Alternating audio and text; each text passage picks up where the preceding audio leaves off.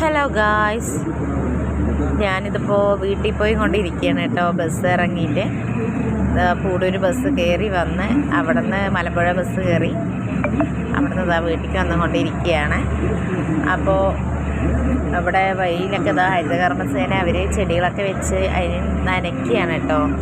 അപ്പോൾ കുറേ ദിവസമായി എനിക്ക് വീഡിയോ ഇടാൻ പറ്റാത്തൊരു സാഹചര്യം. രാവിലെ ആകുമ്പോൾ ക്ലാസ്സിൽ പോവും, വൈകുന്നേരം ആകുമ്പോൾ ഞാൻ എക്സ്പോയ്ക്കും വരും. എക്സ്പോയിൽ പിന്നെ ഇവിടെ ഒച്ചയും ബഹളവും എല്ലാം ആയതുകൊണ്ട് എനിക്ക് ഇടാൻ പറ്റാത്ത സാഹചര്യം. കുറേ ദിവസമായി ഞാൻ എടുത്ത് വെച്ചിട്ട്, പക്ഷേ ഇതെനിക്ക് ഇടാൻ പറ്റാത്തൊരു സാഹചര്യം.